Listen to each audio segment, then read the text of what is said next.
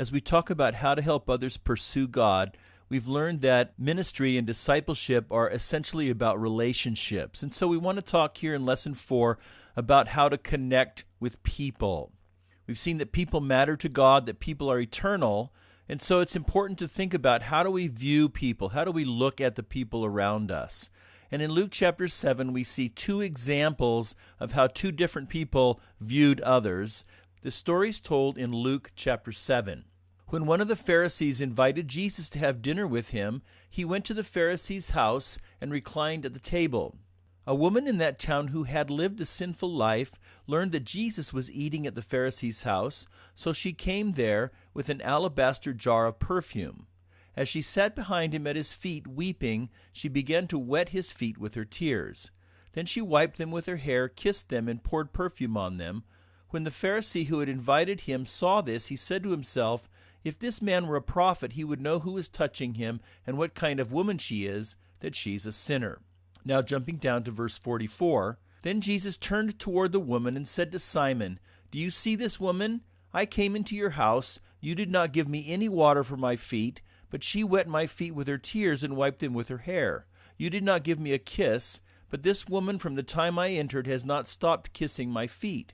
You did not put oil on my head, but she has poured perfume on my feet. Therefore I tell you, her many sins have been forgiven, as her great love has shown. But whoever has been forgiven little loves little." Then Jesus said to her, "Your sins are forgiven." Now I want you to notice how Simon the Pharisee viewed this woman. He saw her as, in verse 37, a woman who had lived a sinful life. That was certainly true about her, but that was his paradigm for understanding her. And in verse 39, he was offended that she would think to intrude on the righteous people of town. He prejudged her because of her past. He saw her acts of devotion toward Jesus, but he didn't see the meaning of those actions. He saw it only in a negative light. He didn't see that she could possibly change or that this was evidence of a different kind of heart being birthed in her. Because of that, he assumed her limitation. In other words, he didn't think that she could change. She was locked into sinfulness. Once a sinner, always a sinner. So he had no hope for her. He had closed the book on her.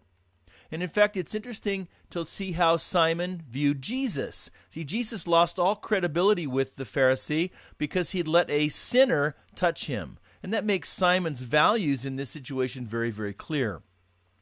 Now, by contrast, look at how Jesus saw the woman. He looked beyond her reputation, looked beyond her past. He fully appreciated her action toward him, her act of devotion and what it meant, and the love toward God that it reflected.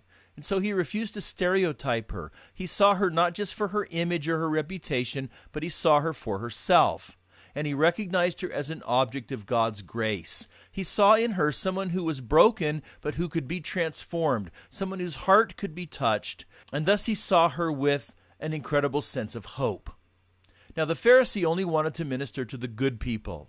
He only wanted to hang out with people who were like himself, but Jesus wanted to minister to all kinds of people. He wanted to help the so-called good people see their need. That's why he was at Simon's house in the first place. But he also wanted to help the so-called bad people, like this woman, to find hope. He wanted to minister to the hopeless, the lost, the people who were far from God, the people of bad reputation, the people who had messed up their lives. And if we view people like Jesus did, then we don't write people off because of their past or because of their lifestyle. We see in others the potential to respond to God's grace. We see others as recipients of the grace and the goodness of God.